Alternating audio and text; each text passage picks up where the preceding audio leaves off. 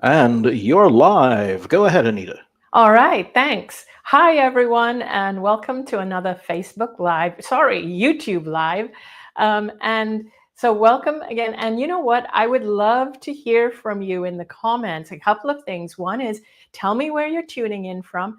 And today's topic is going to be about healing. So, I would love to hear also from you any questions you have, but try and stay on the topic of healing and wholeness and wellness and all of these related topics.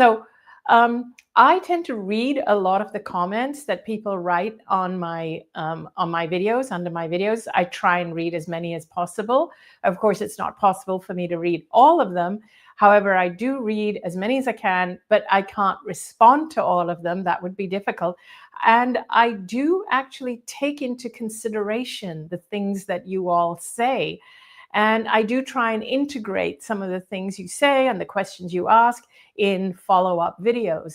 So today, I wanted to talk about healing and wellness because I've noticed recently I do get a lot of questions from people regarding healing and regarding being ill, unwell, dealing with illness, healing from an illness, being fearful of an illness. Fear is a big one that keeps coming up, fear of an illness. So I want to talk about all these types of topics right now for the next 40 minutes or so. And so let me start by first sharing who I am. In case anyone who's tuning in case you don't know me, I'm Anita Murjani, and I had a near-death experience as a result of end-stage cancer. The cancer was lymphoma, and I went into this deep near-death experience. At that point where I went into the near-death experience, I had gone into this coma where my organs had shut down. My body weighed about 85 pounds. And please go to my website, anitamorjani.com, where I share the whole story along with photographs if you don't know my story yet. And so I was told, and my family was told, that I was in the final stages of cancer and that I was going to die. And when I went in the coma, my family was told I was not going to come out of the coma. However, while I was in the coma, I experienced what could be described as a near-death experience because my spirit left my body. Basically, I left my body and I felt incredible. I felt more alive than I had ever felt in my life before. I felt free. I felt amazing. I felt surrounded by love. And I was in this place of what I call clarity, where I understood why it was that I was lying in that hospital bed dying. I understood how it was that all the thoughts and choices and decisions I had made in my life had led to that point of me dying in that hospital bed, and how all those thoughts and decisions and choices and lack of self-love and all the things in my life, how it had led to me even getting sick and getting cancer. There was so much clarity from that state of being outside of my physical body and detached from my physical body. I was aware that my family were distraught. They were grieving, and the doctors were feeling helpless and hopeless. Also, I would love to suggest that you watch a video from a couple of weeks back prior to this one that I did with my doctor, Dr. Brian Walker, who was there when this happened to me. This happened to me in a hospital in Hong Kong. So I was in this state of clarity where I reached a point where I was given a choice as to whether I wanted to come back or not. But no part of me wanted to come back because this state was so amazing. Like here in the physical, I was suffering. My body was in pain. My family was suffering. And there was no reason for me to come back. But then in this state of clarity, I also encountered other beings, other spiritual beings like my dad who had died 10 years prior. And my dad wanted me to know that I had not completed my purpose yet. and I needed to go back to complete my purpose. So there was a lot that went on in that side because I was in the coma for about 30 hours. And I finally made my decision to come back into this body. And I understood from that perspective that now that I knew the truth of who I really was and what caused the illness, that my body would heal very, very quickly. And so when I started to come out of the coma, my family was shocked, and within days, the tumors that I had, which were golf ball sized tumors that had metastasized throughout my lymphatic system, these tumors started to dissolve. They started to soften and dissolve and literally melt away. The doctors were saying this is not possible, and they kept searching for the cancer. They kept doing tests, but they were hard pressed. Within 3 weeks, they were hard pressed to find any traces of cancer. And within 5 weeks, they let me go home to live my life cancer free. So, what are the main things that I learned on the other side that actually triggered my healing? One of the biggest things I learned was that the most important thing for me was to learn to love myself. I had no idea how important self-love is. I had never learned to love myself. I was someone who always thought that it was selfish to love ourselves. I thought it was egotistical. So I always repressed myself. I always made myself invisible. I squashed myself to the point of being invisible because I felt it was egotistical to have a voice, to express myself. I was a people pleaser, a doormat. And so that was the biggest thing. I learned how important it was to love myself. I'd always learned in my life that it was better to give than to receive. So I never learned to receive for myself. And I'd always learned to see God in other people's eyes. But during my near-death experience, I finally learned to see God in my own eyes. I realized that we are all facets of God. You are, and so am I. So I never knew that I mattered. And that is so important. And I want to speak a little bit more about how to love yourself, what it means, what it's not. So the other thing I learned that was so important is that we must live our lives from a place of love and not from a place of fear. I had made all my decisions and choices up to that point from a place of fear. Now, the reason I share my story and I keep sharing it and I put it into different words and I express it differently and explain it and answer people's questions is because I know that if I knew this before I got cancer, I never would have got sick in the first place. I know that if I knew this when I was young, my life would have turned out very differently. And I believe we were born knowing this, but it gets conditioned out of us. So back to the fear.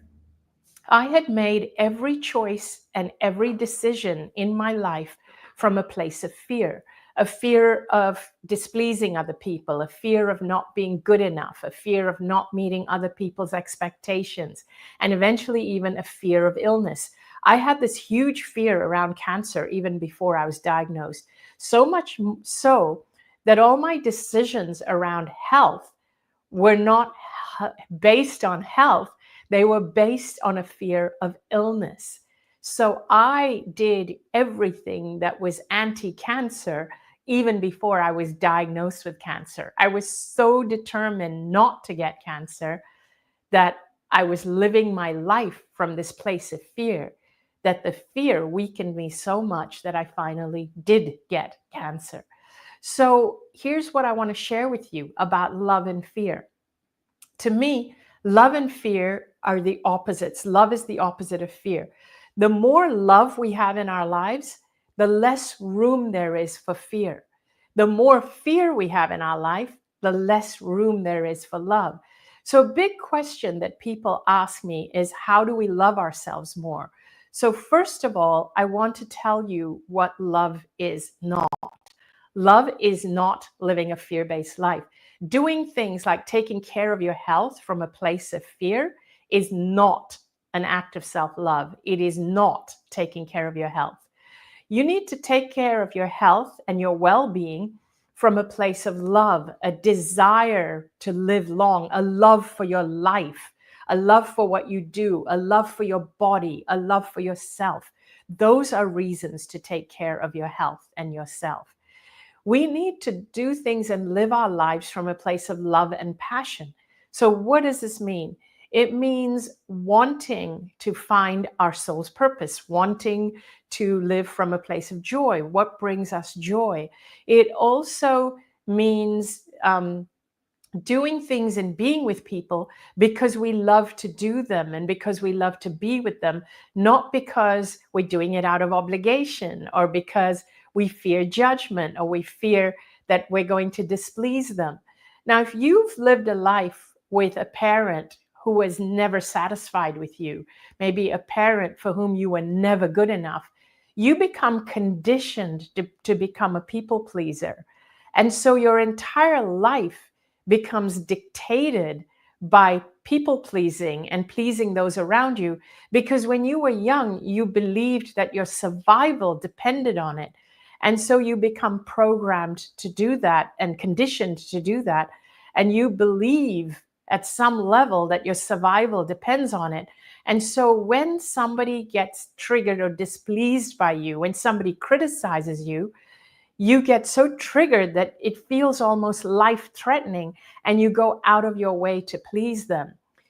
We must actually start to become aware when this happens to us, because what I'm describing is me. This is who I used to be. That was the person who got cancer. But the near-death experience showed me that I am more powerful than I have ever been led to believe. The near-death experience also showed me that I am much more than my physical body. I am spirit first, energy first, and then a physical body as a result. And my physical body is a reflection of who I am, spiritually, energetically. And so when I am strong and standing strong and knowing my power spiritually, and when I'm aware that I'm actually more than this physical body, even the physical body starts to reflect this strength. When we live in a state of fear, and this fear can even be the kind of fear that is fed to you every day on mainstream media, the fear of being afraid of everyone around you, fear of what's going to happen to your planet, fear of your livelihood, that you're going to be poor or you're broke. When you're living in this constant state of fear, it erodes at your self-esteem. It erodes your self-love. It erodes your power. You need to know that you are more powerful than any news on mainstream media. You need to know you have more autonomy over your life than any president of your country has, or whoever the political leaders are. You have more autonomy over your personal life than you have been led to believe. Now, at this point, I'm going to turn to Danny and ask him if there are any interesting comments and questions before I go on. There are, in fact, tons and tons and tons of hellos and greetings from all over the planet. Let's see, Philippe from Belgium, Veronica from Florida, Cheryl from New Zealand. Let's see, Pascal from France, Setsko from the UK, Alexander from Poland. Yay. Tons and tons of hellos, but I would like to actually pop up two comments that came in that I found very, very interesting, that you too might find interesting. Please. The first one is from Philip saying, yes, it's absolutely crucial to love yourself, and everyone is complete exactly as they are. Yes, they are. I love that comment. Thank you, Philippe. And the other one comes from Lux. It says, grew up with an extremely narcissistic mother, and I was always trying to please her and my dad, but never could. It took me my whole life to figure this out. That's great comment, because I'm going to tell you now, you're not alone in that. So many of us grew up that way. I grew up with a dad like that, where I could never, ever, ever meet his expectations. And so I spent my whole life trying to meet unrealistic expectations, trying to be something that I am not. So I love those comments. Thank you. I'm sending love to all of you. Thank you, thank you, thank you, all of you, for your amazing comments. So I want to address a little bit more about self-love, and also talk a little bit about the illness itself, about cancer. Another reason that I share my story is because I honestly believe that anybody and everybody is capable of attaining and achieving what I did, this healing, which the doctors said was impossible. I honestly believe that this is something that is reachable for everyone. But why is it not happening regularly? I believe it's because our paradigm that we live in, the consciousness, the reality that we have created by our human conditioning, is not allowing this to happen. And I am hesitant to sometimes say this too loudly on social media, on a public channel. But I do think that healings like this are attainable, and the cure for illnesses like cancers and others are very much available. But it doesn't serve the big medical industry and the big pharmaceutical industries for people to heal too quickly and too fast and too successfully. So that's why I think that it has not been made mainstream. And I love to talk to people about so many other ways to heal. So for those of you, because so many of you have written to me telling me that you're dealing with illnesses. So why is it important to love yourself? The reason it's important to love yourself is because the more you love yourself, the more you realize how powerful you truly are. When you realize how powerful you truly are, you don't allow yourself to be a victim of whether it's the medical system, a victim of the political arena, the victim of anything, the victim of someone else whose needs you're not meeting. The more you love yourself, the less you allow yourself to be a victim of the paradigm itself. And you start to realize that you are the creator or the designer of your life, not somebody outside of you. And this is what's really important. Now, I'm not telling you to not trust your doctor or anything, but what I am telling you is be discerning as to who you appoint as your doctor if you are going through a healing crisis or a medical crisis. Be discerning. Make sure that you are aligned with a doctor who supports you. And they do exist, because I have found them myself as well. Align yourself with doctors who support you and who do not undermine you and who do not make you feel undermined when you want to follow your intuition. Align yourself with a doctor who also honors your intuition. Okay, so having said that, now what else can you do if you are facing a healing crisis? Now, typically, a doctor gives you what I call a illness trajectory. When you have, and this is not, this is some of the typical doctors, not some of the ones who are more compassionate and caring and empathic. But typically, a doctor out of the system is obligated to tell you that, is obligated to give you the worst case scenarios. You need to know, you need to make it clear to your doctor that working this way does not work for you. You need to always hold on to the hope.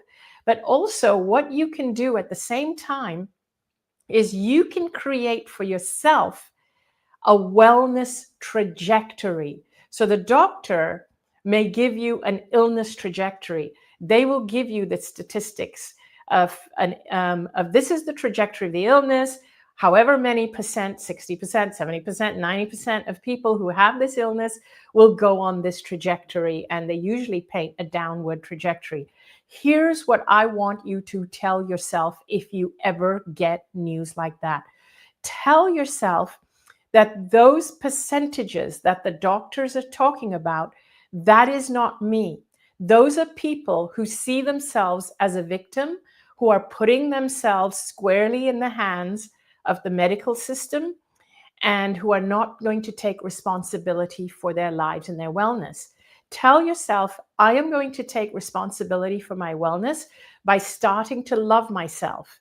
And the way I show myself that I love myself is I'm going to create a wellness trajectory.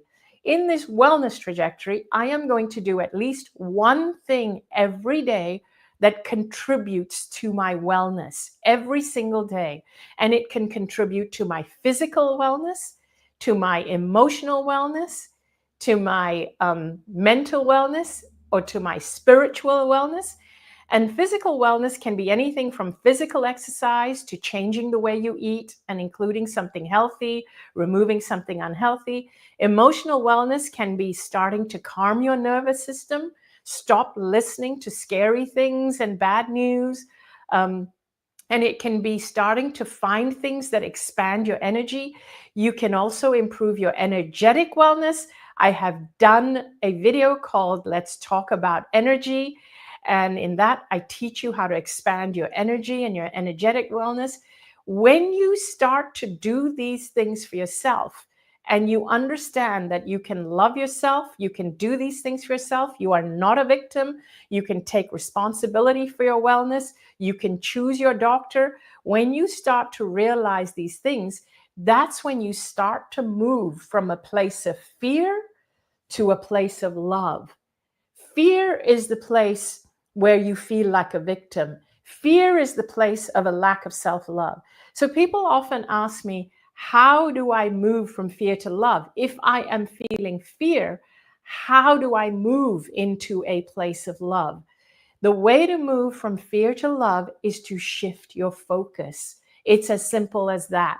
It's to look for things to focus on that uplift you as opposed to focusing on the fear. It really is as simple as that. Our paradigm that we live in, our medical paradigm, our education paradigm, our mainstream media paradigm, our political paradigm, in other words, our entire reality constantly has us focusing on fear. This is why your default is to go into fear. But to consciously focus on love is what takes effort. And this is why when you get statistics, 95% of the people will blah, blah, blah. 2 out of 3 people will get cancer, blah, blah, blah. You don't have to be a statistic when you take charge of your own life. And it's as simple as focusing on love instead of fear in every aspect of your life. Now, for those of you who haven't read my book, Dying to Be Me, I strongly suggest you read it, whether you do it on Audible or Kindle or whatever version, because I speak about all these concepts. I speak about the focus. I speak about, it's as if you are living life using one flashlight, one little flashlight, and all around you is darkness. And with this little flashlight, you are navigating your life. Now imagine if you have a near-death experience, it's as if the floodlights go on and suddenly you realize, wow, all these things existed simultaneously. And I have never seen most of these things because I was just focused on this little area with my flashlight and everything else was in darkness.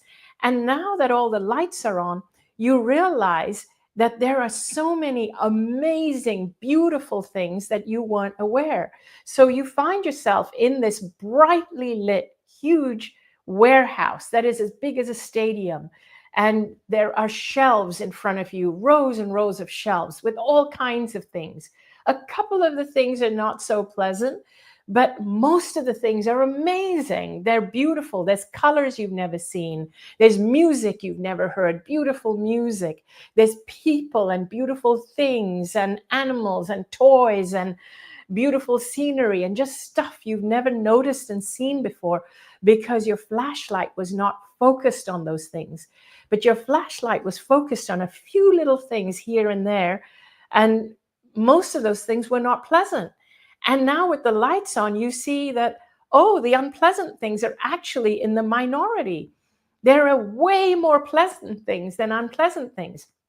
But the reason you were focused on the unpleasant things was because you were conditioned to do that. And you were conditioned to do it. Whether it's by your education system, you were conditioned to focus on the fear of failing.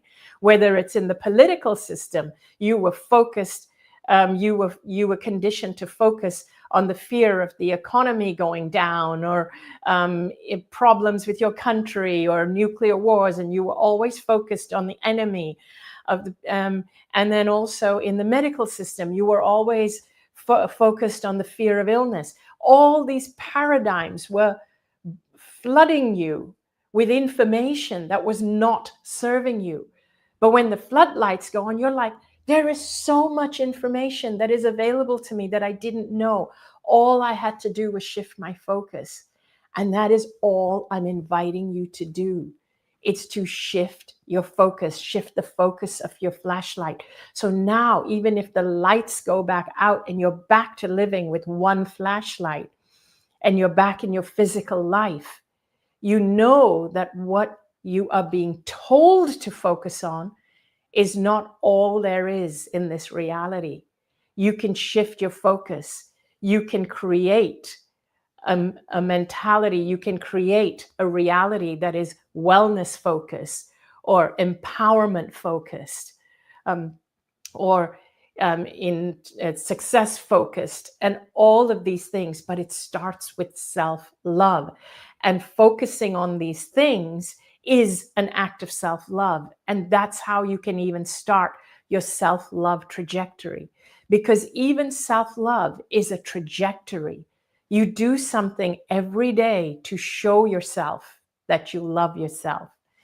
Now, I'm going to go into more questions and more of your comments in a minute, but I just want to say here that I am super excited to tell you that I'm going to be doing a retreat called From Healing to Whole in Sedona. I love Sedona because I love the energy of Sedona. I love the beautiful rocks of Sedona, the red rocks and the vortexes. And I'm going to do this retreat where I will take you on deep journeys, where you will speak to the other side. You will speak to your deceased loved ones, and you will speak to the cells in your body. And not only that, but we will learn how to love ourselves. We will learn how to shift our focus. We will learn to expand our energies. We will learn to create a healing trajectory. We will learn to create a self-love trajectory. And we will do that in a safe space, in a cocoon, where we won't have the noise from the outside world undoing and taking away from what we will be creating. I invite you into a safe cocoon. I love doing these retreats because you know what? I find that when I do these videos, and I love doing these videos because I love connecting with all of you, but when I do these videos, I know that all of you guys will be back on social media and back on tuning into the news and back listening to all those fear-based messages. Those fear-based messages chip away at your self-love. And when the love is chipped away, you know what fills that space? Fear. Fear. Fear is actually the lack of love, the lack of self-love and the lack of love. That space gets filled with fear. When we're in a cocoon for 5 days together, 4 days, 5 days, we can keep filling that cocoon with love, and we keep doing things from a place of self-love. We do things that teach us about healing and wellness and thriving and empowerment and not being a victim. And you're safely away from the noise of this outside world. That's what I love about these long retreats. So we will be including the information below about this retreat, but whether you come to the retreat or not, I'm here for you right now to answer your questions. I'm going to turn to Danny and ask him if there are any other questions. There are actually two more really interesting questions. The first one is from Bree. I'm going to pop up right now. She says, when you suffered burnout, what was it that really helped you to heal? Was it medicine from the doctors, or was it something much more intuitive, like rest or possibly even changes in your diet? That is such a great question. So that was when I came up with the concept of the healing trajectory as opposed to the illness trajectory.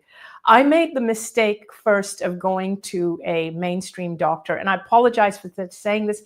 I don't want to put people off going doctors. They are excellent when it comes to when it comes to urgent care, emergencies, paramedics, wonderful. All of that is wonderful. But I was burned out because of a prolonged period of burning myself out and wanting, and I fell into the pattern of feeling that I needed to help everybody that I encountered on social media and at events. And I fell into this pattern, and I couldn't deal with the fact that not everybody could be helped and I couldn't be there for everybody. And so I completely burned out because I wasn't able to say no. And my body started to show symptoms that could be construed as being quite frightening. Intuitively, I knew that it was an accumulation of the 3 years, to going into COVID. And during COVID, when people were just online all the time, and I felt everybody wanting something, and I took it on because I'm an empath, and I knew that it was something more than just physical, and it was something that had been building up, and it was a pattern that I had not broken because this pattern was now triggered to me in a different disguise. It was disguised as the public, and it was also something that I love to do, but I was overdoing it. So sometimes our old patterns can get triggered when it comes to us, when the triggers come to us under a different disguise. So in this case, I went to see a regular doctor in a regular clinic who took the symptoms at face value and actually wanted me to have surgery. And I said, no, give me some time. And they started to paint a very dire picture if I didn't have surgery. Again, they gave me the illness trajectory.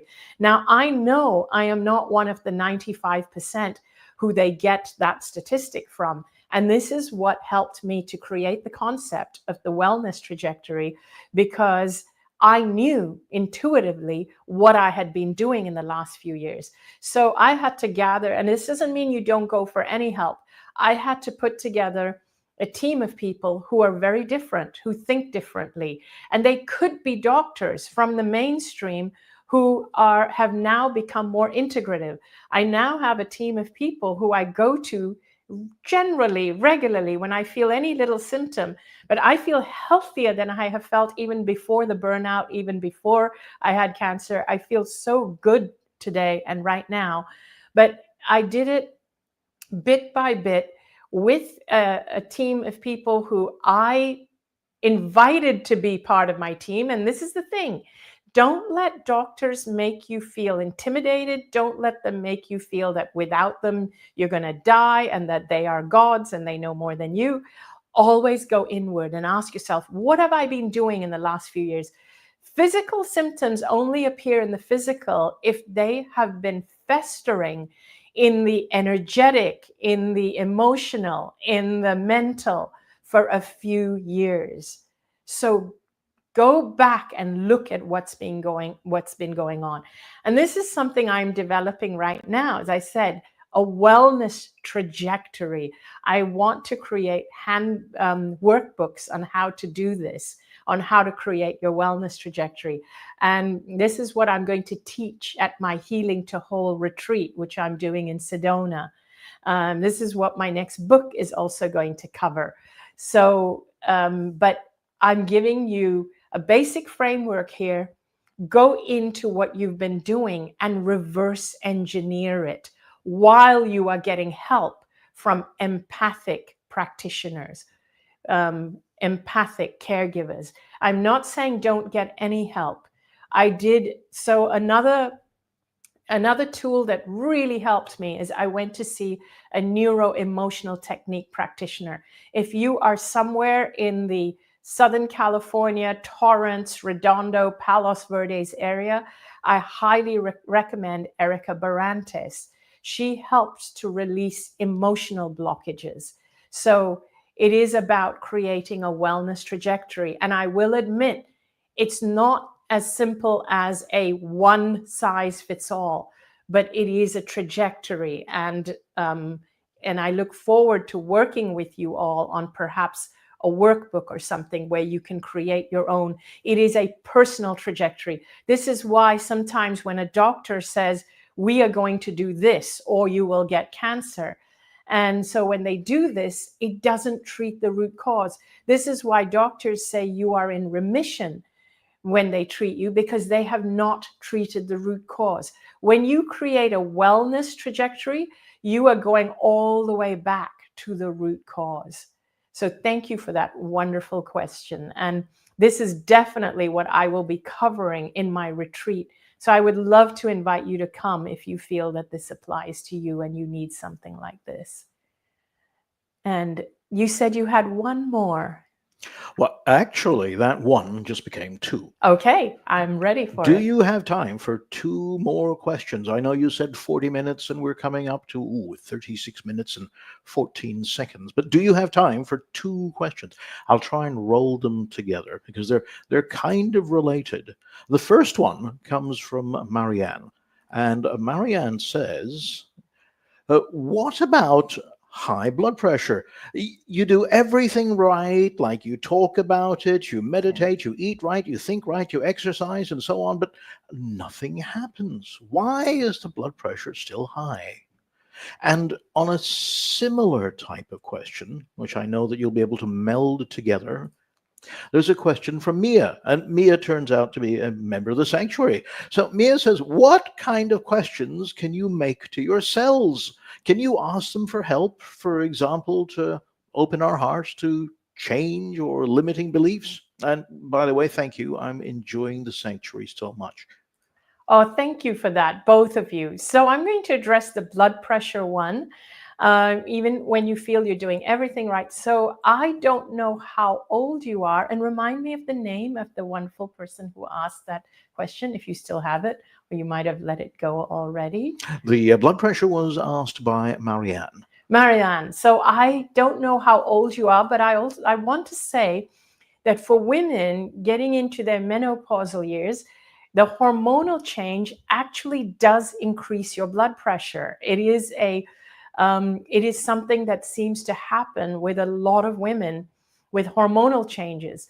So it could be something that is purely physical. So this is why my wellness trajectory includes physical in terms of what you can do, even in terms of not just changing your diet, but even changing things like what you take, supplements you take, or what you consciously do for your hormones.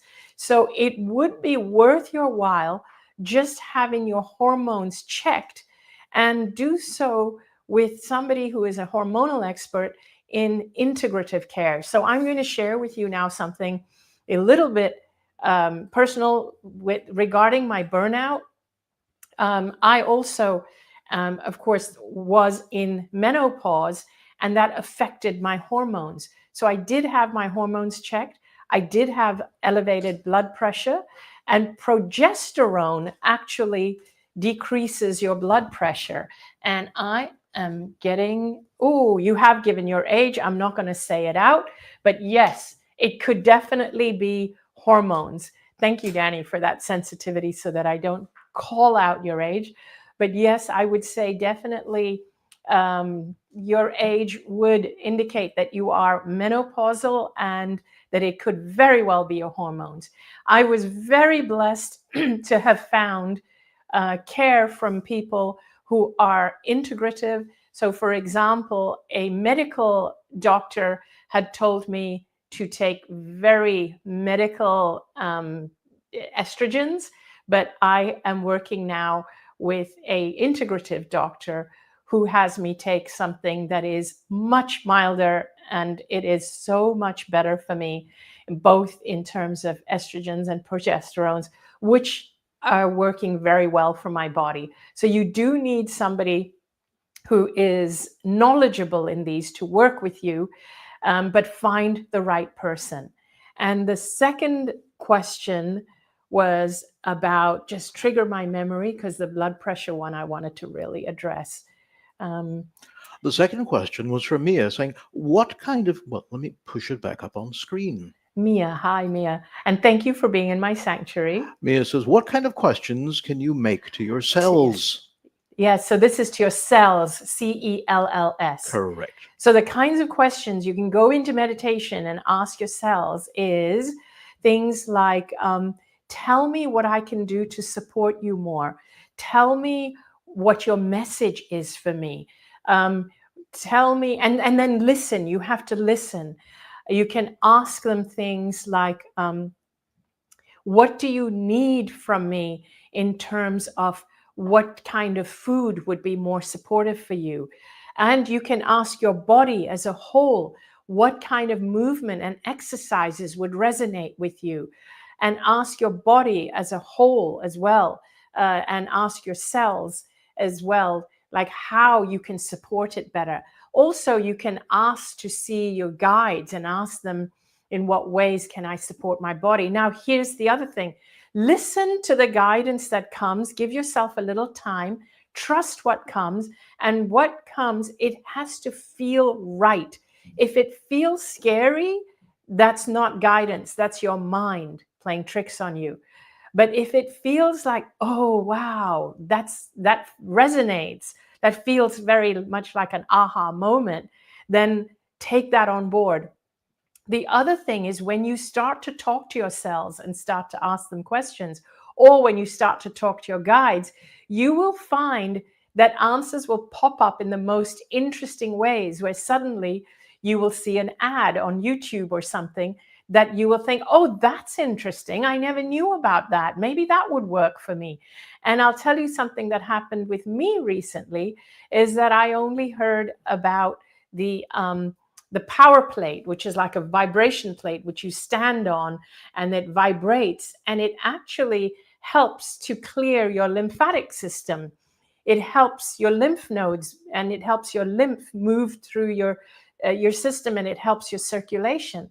So I've actually gone and purchased one, and it felt really right, because I had been feeling like my immune system and my lymph system was a bit sluggish from sitting on flights and eating the wrong food. And I needed something that would just help me along. And then I suddenly learned about power plates, just like that. It popped up on a video. And so I started to research it, and it seemed to be exactly what I needed.